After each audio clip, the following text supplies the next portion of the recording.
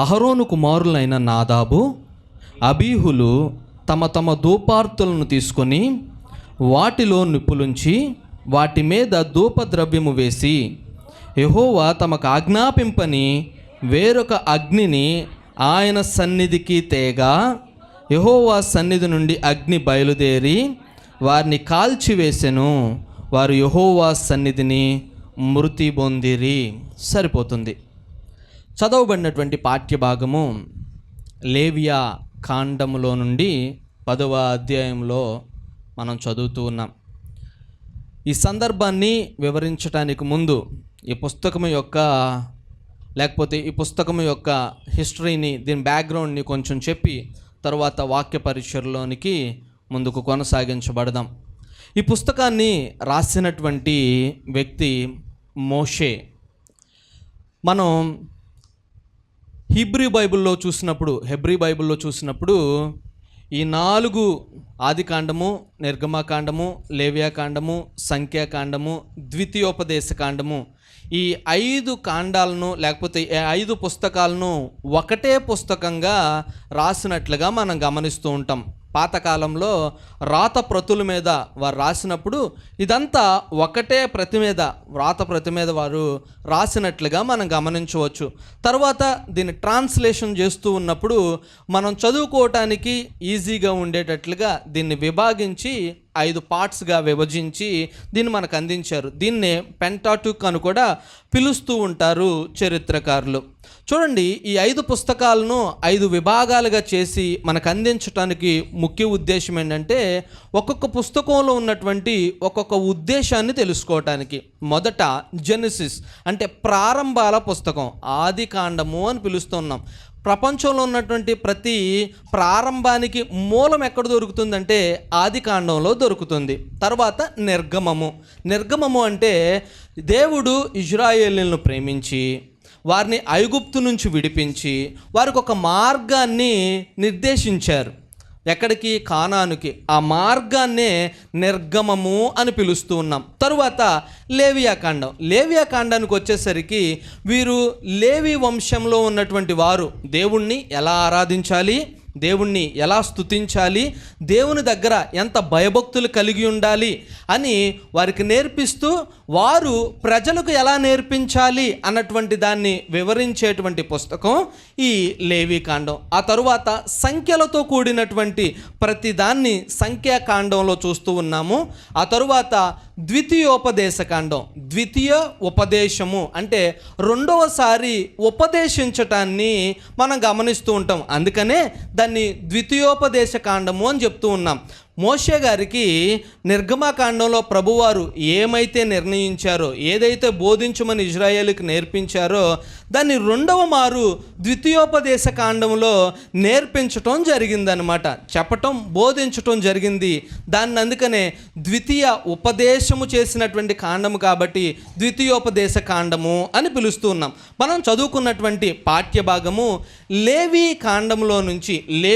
కాండంలో నుంచి చదివింది. అంటే ఇది లేవీయులు ఎలా ఉండాలి, వారు చేయవలసినటువంటి పనులేంటి, వారు చేయవలసినటువంటి పనులు వారి దగ్గర ఉన్నటువంటి ఇజ్రాయేలీలతో ఎలా చేయించాలి అన్నటువంటి దాన్ని వివరించేటువంటి సంపూర్ణ పుస్తకం ఈ లేవియా కాండం. ఇందులో 10వ అధ్యాయంలో ఒక గ్రూప్ ఆఫ్ పీపుల్ని లేకపోతే ఒక ఫ్యామిలీని మనం చూస్తూ ఉంటాం. ఒక కుటుంబాన్ని గమనిస్తూ ఉంటాం. ఆ కుటుంబంలో ఉన్నటువంటి వారు ఎవరంటే అహరోను తన యొక్క కుమారులను మనం గమనిస్తూ ఉన్నాం. అహరోను తన యొక్క 2 కుమారులను గురించి చదువుకుంటూ ఉన్నాం. అదే స్టార్టింగ్లో మనకు అర్థమవుతూ ఉంది. అహరోను కుమారులైన నాదాబు, అబీహులు అన్నటువంటి వారు. వీరు మనం గుర్తుపెట్టుకోవాల్సిన ఎవరంటే అహరోను ఒక ప్రధాన యాజకుడిగా ఉన్నప్పుడు ఆయన కింద పనిచేస్తున్నటువంటి యాజకులుగా వీరు పిలువబడుతూ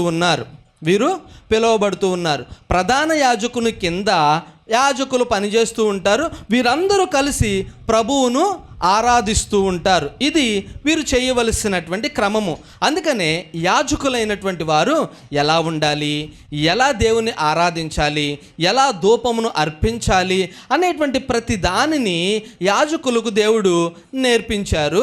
ఆ నేర్పించిన క్రమములో నుంచి ఇక్కడ వీరు చేయవలసినటువంటి పని కాకుండా ఏ పని చేశారు, దాన్ని బట్టి వచ్చినటువంటి తీవ్రత ఏమిటి, తరువాత అది మన ఆత్మీయ జీవితాలకు ఎలా మనం అవలంబించుకోవాలి అన్నటువంటి కోణంలో ఈ మాటలను తెలుసుకోవటానికి ప్రయత్నం చేస్తూ ఉన్నాం. చూడండి, అహరోను 2 కుమారులను గూర్చి చాలా స్పష్టంగా రాశారు. వారి పేర్లతో సహా. వారు యాజకులైనటువంటి వారు చేయవలసినటువంటి పని ఏంటంటే, చూడండి, వారు ఎక్కడ ధూపద్రవ్యం మీద ధూపమును వెయ్యాలి అన్నా వారు చేయవలసినటువంటి పని ఏంటంటే, ముందు నిప్పును సేకరించాలి, అగ్నిని సేకరించాలన్నమాట. అగ్ని ఎక్కడి నుంచి పడితే అక్కడి నుంచి తీసుకురావడానికి లేదు. దానికి ఒక నియమం ఉంది, దానికి ఒక కట్టడి ఉంది. మన మందిరంలో మనం ఒక సన్నిధిలో, ఒక సహవాసంలో ఎదుగుతూ ఉన్నప్పుడు, ఆ సహవాసంలోనికి మనం వస్తూ ఉన్నప్పుడు కూడా సహవాసానికి కొన్ని కట్టడలు ఉంటాయి, కొన్ని నియమాలు దేవుడు సహవాసాన్ని నిర్మిస్తున్నప్పుడే, సహవాసాన్ని కడుతూ ఉన్నప్పుడే కొన్ని నియమాలు యాజకుల ద్వారా మనకు అందిస్తూ ఉంటారు. ఆ ప్రతి దానిని మనం ఏం చేయాలంటే గుర్తుపెట్టుకోవాలి, మనసులో పెట్టుకోవలసినటువంటి వారమై ఉన్నాం. చూడండి, ఈ కట్టడలన్నిటినీ ఎవరి ద్వారా ఇచ్చారు అంటే మోషే గారి ద్వారా ఇచ్చారు. ఇప్పుడు అహరోనుకు మోషే ఏమవుతారు? అహరోనుకు మోషే తన తమ్ముడు అవుతారు. అంటే ఇక్కడ చెప్పబడుతున్నటువంటి 2 పిల్లలకు మోషే గారు బాబాయ్ అవుతారన్నమాట. ఏమవుతారు? బాబాయ్ అవుతారు. అంటే చాలా క్లోజ్ రిలేషన్, బ్లడ్ రిలేషన్లోనే ఉన్నారు వీరందరూ. బ్లడ్ రిలేషన్లో ఉన్నటువంటి వీరికి దేవుడు ఏ ఉపదేశమును చేశారో ఆ ఉపదేశము ఖచ్చితంగా వారికి తెలిసి ఉండాలి, దాన్ని గ్రహించినటువంటి వారై ఉండాలి. ఈరోజు మనందరం ఇక్కడికి వచ్చాం. బహుశా ఒక్కొక్కరు ఒక్కొక్క ప్రాంతం నుంచి, ఒక్కొక్కరు ఒక్కొక్క ప్లేస్ నుంచి, లేకపోతే ఒక్కొక్కరు ఒక్కొక్క కుటుంబాల నుంచి వచ్చి ఉండొచ్చు. కానీ దేవుని యొక్క రక్తములో కడగబడినటువంటి మనం అందరము ఏమై ఉన్నాము? ఒకటే కుటుంబం అయి ఉన్నాము. దేవుని రక్తము చేత కడగబడి మనందరము ఒక కుటుంబముగా, ఒక గుంపుగా, ఒక సమూహముగా, ఒక సంఘముగా ఇక్కడ కూడుకొని ఉన్నాము. అందును బట్టి దేవునికి మహిమ కలుగును గాక. మనందరము ఇప్పుడు ఒక కుటుంబీకులమే అయి ఉన్నాము. ఈరోజు ఒకరు ఎక్కువ, ఒకరు తక్కువ అనేటువంటి పరిస్థితి లేదు. ఎవరికి ఇచ్చినటువంటి బాధ్యతను వారు నిర్వహిస్తూ ముందుకు వెళ్ళవలసినటువంటి పరిస్థితి కనబడుతుంది. దేవుడు మోషేతో మాట్లాడుతున్నారు, ఆయన్ను ముందు పెట్టుకుని నడిపిస్తూ ఉన్నారు. తరువాత ఆయన వెనకాల ప్రధాన యాజకుడైనటువంటి అహరోను నిలబెట్టారు. దేవుణ్ణి ఆరాధించటానికి, దేవుని స్తుతించటానికి ఏ పరిస్థితి అయినా సరే ప్రధాన యాజకుని దగ్గరకు వచ్చి పరిస్థితిని చక్కబెట్టుకోవాలి. ఇది ప్రధాన యాజకుని యొక్క పరిస్థితి కనబడుతూ ఉంది. ఆయన దగ్గర యాజకులు కనబడుతూ ఉన్నారు. యాజకులు ప్రధాన యాజకుడు చెప్తున్నది వంటి దాన్ని చేసి దాని ప్రకారం జీవించవలసినటువంటి వారయ్యి కనబడుతూ ఉన్నారు. చూడండి, సహవాసం యొక్క పరిస్థితి కూడా మనకు అలాగే ఇంచుమించుగా కనబడుతుంది. పరిశుద్ధాత్మ దేవుడు సేవకులతో మాట్లాడుతున్నప్పుడు సేవకులు బ్రదర్స్తో చెప్పి ఏ ప్రాంతాన్ని విజిట్ చేయాలో ఆ ప్రాంతానికి పంపిస్తూ ఉంటారు. ఆ ప్రాంతంలో పరిశుద్ధాత్ముడే అక్కడ క్రియ జరిగించి మళ్ళీ రిటర్న్ తీసుకొస్తూ ఉంటారు. ప్రతిదీ ఒక సిస్టమాటిక్ వేలో ప్రభువు నియమిస్తూ ఉంటారు, నడిపిస్తూ ఉంటారు. ఆ నడిపించేటువంటి క్రమములో మనం ఎంత జాగ్రత్తగా ఉండాలి అనేటువంటి దాన్ని ఇక్కడ మనకు ఈ ఇద్దరు ఒక గుర్తుగా నిలబడిపోతూ ఉంటారు. సహవాసంలో ఉన్నటువంటి ప్రతి ఒక్కరికి ఒక బాధ్యత ఉంటుంది, ఒక భారం ఉంటుంది. వారు చేయవలసినటువంటి ప్రతి దానికి ఒక నియమము, ఒక నిబంధన ఖచ్చితంగా ఉండి ఉంటుంది అని గుర్తుపెట్టుకోవాలి. ఇప్పుడు ఈ పిల్లలు ఏం చేశారు? ఇప్పుడు ఈ యవనస్తులైనటువంటి వారు నాదాబు, అబీహు ఏం చేశారంటే, దేవుడు ఏ అగ్నినైతే నిర్ణయించారో, దేవుడు ఏ అగ్నినైతే తీసి ఆయనకు ధూపద్రవ్యమును అర్పించమన్నారో దానిని కాకుండా వేరొక దానిని ప్రభు సన్నిధిలోనికి వారు ఏం చేశారు? తీసుకొచ్చారు. ఏది దేవునిది కాదో అది దేవునికి అపవిత్రమైనదిగా మనము ఎంచాలి. ఏది దేవునికి ఇవ్వాలో అది పవిత్రమైనటువంటిదిగా కనబడుతూ ఉంటుంది. ఈరోజు దేవుని మందిరంలోనికి వచ్చినటువంటి మనము ఏ హృదయముతో దేవుని సన్నిధికి వచ్చాము గుర్తుపెట్టుకోవాలి. ఇప్పుడు ఈ కనబడుతున్నటువంటి ఇద్దరు యవన బిడ్డలు ధూపార్తులను తీసుకొచ్చారు. ధూపార్తులను తీసుకొస్తున్నప్పుడు వారు బయట నుంచి కొంత నుప్పును దానిలో వేసుకుని దేవుని సన్నిధిలోకి తీసుకొచ్చి ధూపం వేయటానికి, ఇప్పుడు ఆ ధూపార్తుల్లో ఉన్నటువంటి ఆ అగ్ని దగ్గరకు తీసుకొచ్చి ధూపం వేయటానికి ఆ సాంబ్రాణిని మీదేశారనుకోండి, ఇప్పుడు ఏ వాసన రావాలి? ఏ వాసన రావాలి? ఏదైతే వేస్తున్నామో, ఏ నిప్పునైతే తీసుకొచ్చామో దానికి సంబంధించినటువంటి వాసన రావలసినటువంటి పరిస్థితి కనబడుతూ ఉంటుంది. ఈరోజు దేవుని మందిరంలోకి వస్తూ ఉన్నప్పుడు మన హృదయము అనేటువంటి ధూపార్తిని పట్టుకొని దేవుడు నిర్ణయించినటువంటి అగ్ని కాక మరొక అగ్నితో దేవుని సన్నిధికి వచ్చి ఇక్కడ దేవునికి ధూపం వెలిగించడానికి ప్రయత్నం చేస్తుంటే ఏ వాసన వస్తుంది? ఒకవేళ అబద్ధము అనేటువంటి ధూపార్తిని ఒక వ్యక్తి తీసుకొచ్చుకున్నారు లోపలికి, అబద్ధము అనేటువంటి ధూపార్తిని తన హృదయంలో పెట్టుకొని అబద్ధము అనేటువంటి నిప్పులను వేరొక దానిని తీసుకుని హృదయంలో పోసుకుని దేవుని మందిరంలోనికి వచ్చి దేవునితో మాట్లాడటానికి, దేవునికి ఆరాధన చేయటానికి ఇష్టపడుతున్నప్పుడు ఏ అగ్నినైతే తీసుకురాకూడదో ఆ అగ్నిని తీసుకొచ్చినప్పుడు దేవుని యొక్క మందిరంలో ఏ వాసన బయటకు వస్తుంది? దేవునికి ఆయాసకరమైనటువంటిది ఏదో బయటకు వస్తుంది. ఒక లైవ్ ఎగ్జాంపుల్ మీకు చెప్తాను బైబిల్ గ్రంథం నుంచే. చూడండి, పేతురు గారి దగ్గరకు ఇద్దరు భార్య భర్తలు వచ్చారు. ఇందాక పిల్లలు పాటలు పాడారు కదా, ఇందాక చక్కటి పాట పాడారు. ఆ పాడినటువంటి పాటలో నుంచి ఒక ఎగ్జాంపుల్ తీసుకుందాం మనం. ఇద్దరు భార్య భర్తలు వచ్చారు. అయ్యా పాస్టర్ గారు, మా పొలాన్ని మొత్తాన్ని అమ్మేస్తాం, మీకు అమ్మేసి అది మొత్తం దేవుని యొక్క రాజ్యం కట్టబడటం కోసం, సువార్త పని కోసం మేము ఇవ్వాలనుకుంటున్నాం అని వారంతటి వారు నిర్ణయం తీసుకున్నారు. మంచి నిర్ణయం, దానిలో తప్పేమీ లేదు. వారు ముందు తీసుకున్నటువంటి నుప్పుందు చూసారా, అది చాలా మంచిది, అది చాలా మంచిది, దేవునికి ఇష్టకరమైనటువంటిదిగానే కనిపించింది. కానీ వీరెప్పుడైతే దేవుని సన్నిధిలో నుంచి, దేవుని పిల్లల దగ్గర నుంచి బయటకు వెళ్ళారో, ఆ పొలాన్ని అమ్మారో, అమ్మిన తరువాత వీరి పొలంలోనికి లేకపోతే వీరి యొక్క మనస్సులోనికి వేరొక నిప్పు చేర్చబడింది. అదేంటంటే వారి గురించి వారు ఆలోచించుకోవటం. తరువాత వారు స్వార్థపూరితమైనటువంటి నిప్పును ఏం చేశారు? వాళ్ళు వెలిగించటానికి ఇష్టపడ్డారు. ఇప్పుడు వీరు ఏ మనస్సుతో దేవుని దగ్గరకు తీసుకురావాలో ఆ మనసు వారిలో కనిపించట్లేదన్నమాట. ఇప్పుడు ఏ నిప్పునైతే దేవుడు వారి దగ్గరకు తీసుకురమ్మన్నారో అది కాక వేరొక దాన్ని, ఏ నిబంధన అయితే దేవుని దగ్గర ముందు చేసుకున్నారో ఆ నిబంధనను కాక వేరొక నిబంధనను తీసుకొచ్చి దేవుని ముందు పెట్టడానికి ఇష్టపడుతూ ఉన్నారు. పాపం దేవుడు పరిశీలన చేస్తూ ఉన్నారు, వీరిరువురిని మాట్లాడుతూ ఉన్నారు. ఇంకొక ఛాన్స్, ఇంకొక అవకాశం ఇవ్వాలి పాపం బిడ్డలకి అని కోరుకుంటూ ఉన్నారు. అందుకనే దైవ సేవకులు అడుగుతూ ఉన్నారు, పిల్లలారా మీరు ఇంతకే అమ్మారా ఈ పొలాన్ని? ఇంతకే అమ్మారా? అననీయ ఇంతకే అమ్మావా బిడ్డ అంటే, అవునండి పాస్టర్ గారు. ఏ వాసన వస్తుంది ఇప్పుడు? అబద్ధము అనేటువంటి వాసన వస్తుంది. అది చూడటానికి మనకు చాలా సింపుల్గా కనిపిస్తుంది, కానీ వారు చేస్తున్నటువంటి పని ఏంటో తెలుసా? అక్కడ దేవుని సన్నిధిలో, దేవుని ముందు దేవుణ్ణి మోసగించడానికి ప్రయత్నము చేస్తూ ఉన్నారు. ఈరోజు పాస్టర్ గారు ఏదన్నా అడుగుతున్నప్పుడు చాలా ఈజీగా అబద్ధం చెప్పడానికి ప్రయత్నం చేస్తూ ఉంటారు. పేతురు గారి ముందు ఇక్కడ చేస్తున్నటువంటి భార్య భర్తలు అదే పని చేస్తూ ఉన్నారు. చాలా సింపుల్గా అబద్ధం చెప్పడానికి ప్రయత్నం చేస్తూ ఉన్నారు. కానీ ఆయనలో ఉన్నటువంటి పరిశుద్ధాత్మ దేవుడు వారిని అబ్జర్వ్ చేస్తున్నారు అన్నటువంటి విషయాన్ని మర్చిపోయారు ఈ భార్య భర్తలు ఇద్దరు. God is clearly observing them అన్నటువంటి విషయాన్ని మర్చిపోయారు. వీరు తెచ్చుకున్నటువంటి ధూపార్తి నిండా వారు నిర్ణయించుకున్నటువంటి నిప్పులను జల్లుకొని, వారు నిర్ణయించుకున్నటువంటి నిప్పులను వేసుకుని దేవుని సన్నిధికి వచ్చి పరిశుద్ధాత్మ దేవుని ముందు ఆ ధూపార్తిని వెలిగించడానికి ప్రయత్నం చేస్తూ ఉన్నారు. ప్రయత్నం చేస్తున్నప్పుడు ఆ ధూపార్తి దేవునికి ఇష్టమైనటువంటి సువాసన రావట్లేదు. ఇప్పుడు సత్యమైనటువంటి సువార్త విషయమైనటువంటి ఆ సువాసన దేవునికి కనబడట్లేదు, ఆ సువాసన దేవునికి తెలియట్లేదు.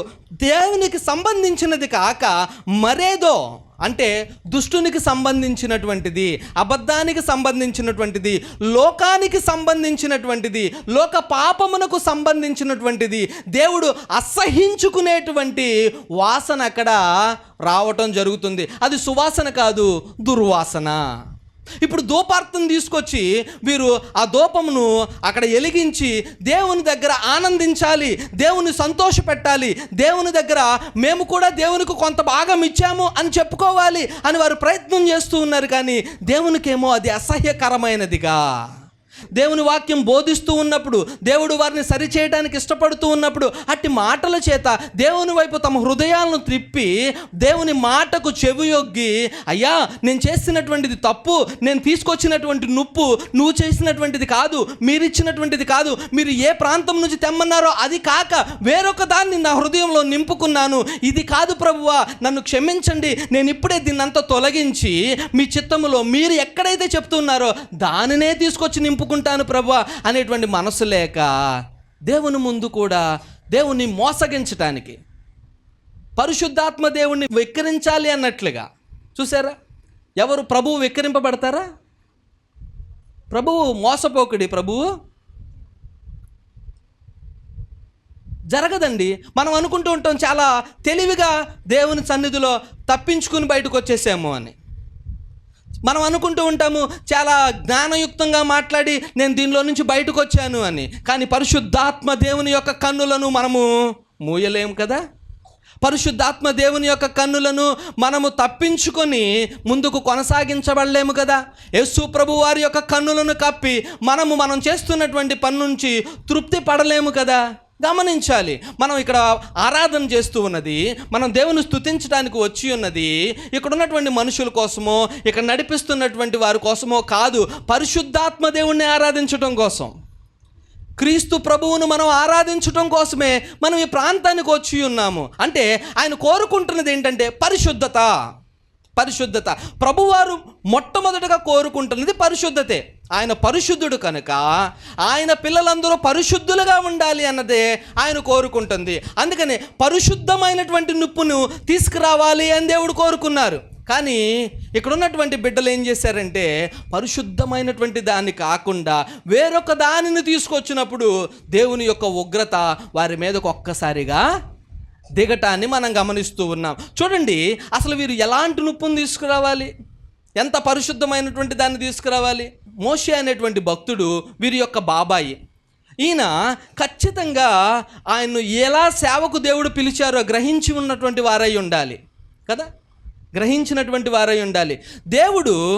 దేవుడు మోషేతో మాట్లాడినప్పుడు, అరణ్యంలో దేవుడు మోషేతో మాట్లాడినప్పుడు ఎలా మాట్లాడారు? ఒక అగ్నివలే మాట్లాడారు. ఒక పొద ఉంది, ఆ పొద కాలుతూ ఉంది, నిప్పుతో కాలుతూ ఉంది. కానీ కాలుతున్నటువంటి ఆ అగ్ని ఆ చెట్టును దహించి వేయటం లేదు. మోషే గారికి ఒక షాకింగ్ న్యూస్లా కనబడుతూ ఉంది. అది ఏంటి వింత? ఏమిటండి ఈ వింత? దూరం నుంచి నేను చూస్తూ ఉన్నాను, ఎప్పటి నుంచో గమనిస్తూ ఉన్నాను, చెట్టు మండుతూనే ఉంది కానీ కాలిపోవట్లేదు. ఏమి జరుగుతుంది ఇక్కడ అని దగ్గరికి వెళ్ళి చూడటానికి ఇష్టపడుతూ ఉన్నారు. దానిలో నుంచి ప్రభు యొక్క దూత అనగా యేసు ప్రభు వారే స్వయముగా మోషే గారితో మాట్లాడుతూ ఉన్నారు. It's the Jesus who spoke to him. యేసు ప్రభు వారే మాట్లాడుతున్నారు. నా మాట అగ్ని వంటిది కాదా? నా మాట అగ్ని వంటిది కాదా? ప్రభువు మాట అగ్ని వంటిది, అది దహిస్తుంది కానీ పాడు చేయదు. అక్కడ ఉన్నటువంటి బుష్ దహించబడుతుంది కానీ పాడైపోలేదు. మన హృదయము దహించబడాలి అని దేవుడు కోరుకుంటూ ఉన్నారు కానీ పాడైపోవాలని కాదు. ఈరోజు ఈ మందిరంలోనికి మనం ఆరాధన చేయడానికి వచ్చాం. ఈరోజు ప్రతి ఒక్కరూ ఒక ధూపార్తిని తీసుకొచ్చి ఖచ్చితంగా దేవుని సన్నిధిలో నిలబడటానికి ఇష్టపడ్డారు. నిలబడినప్పుడు ఏ ధూపార్తితో వచ్చాము?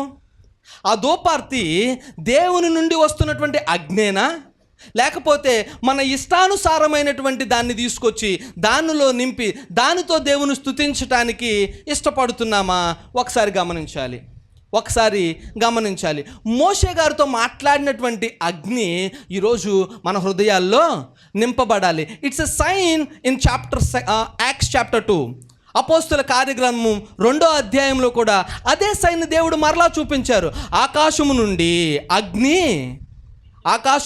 అగ్ని అక్కడ ఉన్నటువంటి మేడగది మీద ఉన్నటువంటి వారందరి మీదకు చీలికలుగా వచ్చి వారందరి మీద వాలినప్పుడు వారు ఏం చేశారు? దేవుణ్ణి స్తుతించడం ప్రారంభించారు. వారందరూ దహించబడ్డారు. వారందరి జీవితాలు అప్పుడు పాడవలేదు. ఆ అగ్ని వారి మీద కుమ్మరించబడినప్పుడు వారందరూ దేవుని చేత నడిపించబడ్డారు. అనేకమైనటువంటి సూచక క్రియలు వారి ద్వారా దేవుడు చేయటానికి ఇష్టపడ్డారు. ఈరోజు ఎలాంటి ధూపార్తను తీసుకొస్తున్నాం? ఆ రోజు కూడా మనలాగే ఒక చక్కటి గ్యాదరింగ్ దేవుని సన్నిధిలో అక్కడ జరుగుతూ ఉంది. యేసు ప్రభు వారు ఆరోహణమై వెళ్ళిపోయిన తర్వాత దేవుడు మాట్లాడారు, నేను మరలా ఆదరణకర్తగా మీ వద్దకు వస్తాను, మీతో ఉంటాను, మీలో ఉంటాను. ఎలా ఉంటారు? అగ్ని వలె ఆయన మనలో ఉండటానికి ఇష్టపడుతూ ఉన్నారండి. ఆ అగ్నే ఈరోజు మనం పొందుకోవలసినటువంటిది. ఆ అగ్ని ద్వారానే మనం నడిపించబడాలి అని దేవుడు కోరుకుంటూ ఉన్నారు. ఆ మాట ద్వారానే దేవుడు మనల్ని సిద్ధపరచడానికి ఇష్టపడుతూ ఉన్నారు. ఆ మాటే మనకు చాలా ప్రాముఖ్యమైనదిగా కనబడుతూ ఉంది. ఆ పాపము నుండి పారిపోయిన తర్వాత దేవుని దృష్టికి నేను పాపము చేసిన వాడిని కాకూడదు, ఆయన కోపాన్ని రేపే వ్యక్తిని నేను కాకూడదు అని మాట్లాడతారండి. ఆయన యవనస్తుడు. ఆయన యవన బలమంతా దేవుని కొరకే ఉపయోగించడానికి ఇష్టపడినటువంటి ఒక వ్యక్తి. అందుకనే ఆయనలో 2 తలంపులు కనబడవు. ఆయనలో ఎప్పుడు పరిశుద్ధమైనటువంటి అగ్ని మండుతున్నది తప్ప వేరొక అగ్నిని ఆయన జీవితంలో తీసుకురావడానికి ఆయన ఏనాడు ఎప్పుడు ఇష్టపడలేదు. యోసేపు గారి జీవితం వర్ధిల్లటానికి ఏకైక కారణం ఏంటంటే ఆయన దేవునితో పెనవేయబడటమే. ఆయన వేరొక అగ్నిని ఆయనలోనికి ఎన్నడూ తీసుకురాకపోవటమే. అది శ్రమ అయి ఉండొచ్చు, అది ఇబ్బంది అయి ఉండొచ్చు, అది మరొక పరిస్థితి అయి ఉండొచ్చు, ఆయన కఠినమైనటువంటి పరిస్థితి గుండా నడిపించబడుతూ ఉండొచ్చు. కానీ ఆయన చేసినటువంటి పని ఏంటంటే పరిశుద్ధ అగ్నినే ఆయనలోనికి తీసుకున్నారు తప్ప వేరొక అగ్నిని ఆయనలోనికి ఎప్పుడు ఎన్నడూ తీసుకురాలేదు. అందుకనే ఆయన ఐగుప్తు ప్రాంతం అంతటికి, ఏ ప్రాంతానికి? ఐగుప్తు ప్రాంతం అంతటికి ఒక ఉన్నతమైనటువంటి అధికారి అయ్యారు. తర్వాత అన్నలతో చెప్తూ ఉంటారు, మీరు గొర్రెలు కాసుకుంటారని చెప్పకండి, ఇక్కడ చాలా తక్కువగా చూస్తారు. అంటే అర్థం ఏంటి? దేవుడు నువ్వు ఎలాంటి వ్యక్తివైనా అయి ఉండొచ్చు, నువ్వే పరిస్థితుల్లో అయినా అయి ఉండొచ్చు, దేవుని యొక్క అగ్నికే నీ హృదయాన్ని అప్పగించి దేవునికి ఇష్టమైనటువంటి ధూపాన్ని మనం వేసినప్పుడు ఆయన అధికమైనటువంటి స్థానంలో కూర్చోపెట్టడానికి సమర్థులై ఉన్నారు అని యోసేపు గారి జీవితంలో నుంచి మనకు చూపిస్తూ ఉన్నారు. చాలామందికి ఒక డిప్రెషన్ ఉంటుంది, చాలామందికి నిరుత్సాహపడిపోతూ ఉంటారు ప్రతిదానికి. నువ్వు నిత్యము సత్యములో కట్టబడుతున్నప్పుడు ఎందుకు నీలో ఆ రకమైనటువంటి పరిస్థితి కనబడుతూ ఉంటుంది? అసలు డిప్రెషన్లోకి ఎవరు వెళ్తారు చెప్పండి ఒకసారి? దేవుని యందు ఆనందించలేనటువంటి వారు డిప్రెషన్లోకి వెళ్ళటానికి అవకాశం ఉంటూ ఉంటుంది.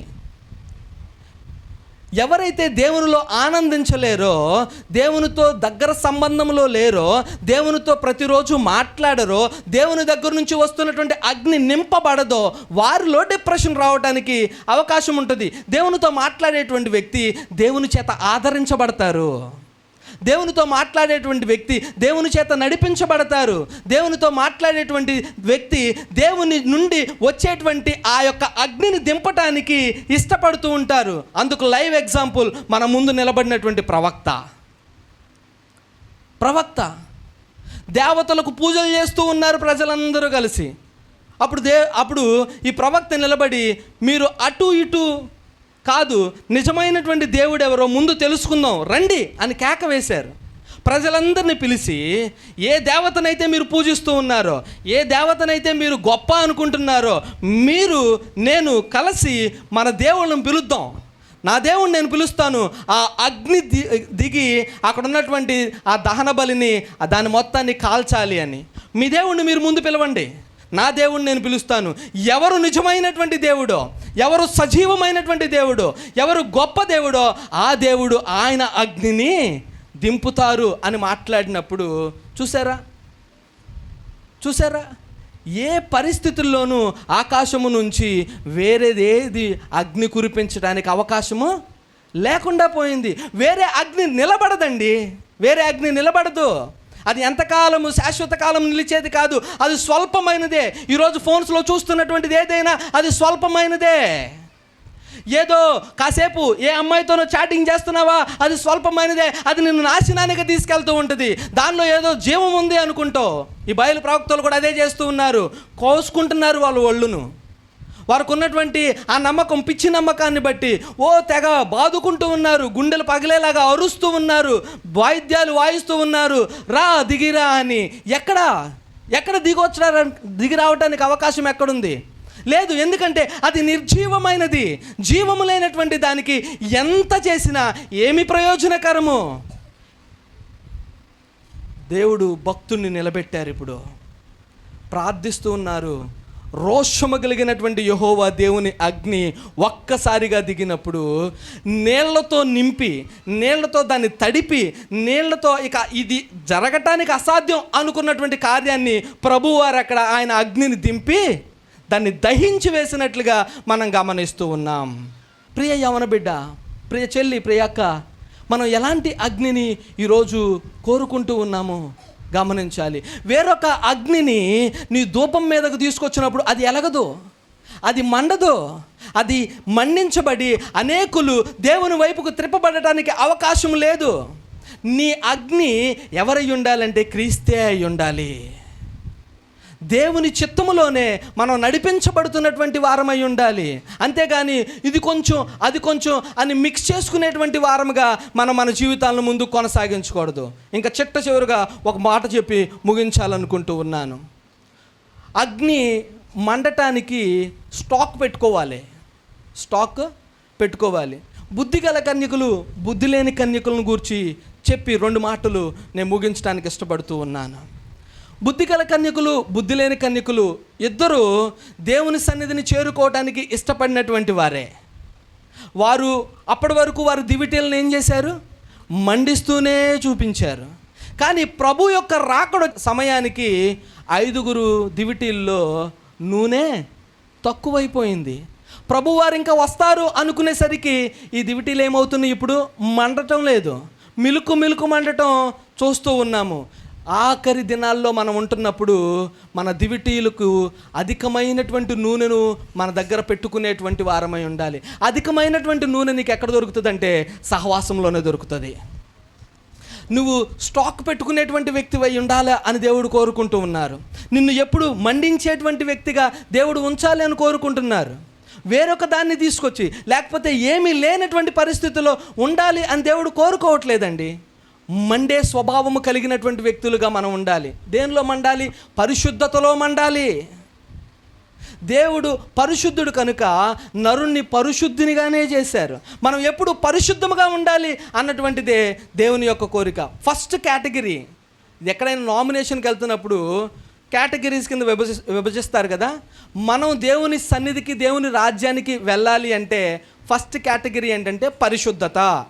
ఈ వ్యక్తి పరిశుద్ధముగా ఉన్నారా లేరా ఫస్ట్ స్కానింగ్ లేకపోతే ఫస్ట్ స్క్రీనింగ్ అక్కడ జరిగిపోతుంది. ఆ స్క్రీనింగ్లో పాస్ అయితేనే ముందుకు వెళ్ళేది, లేకపోతే ఎత్తబడటానికి అవకాశం లేదు.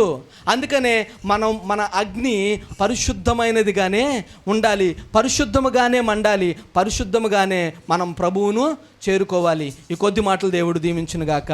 ఆమేన్.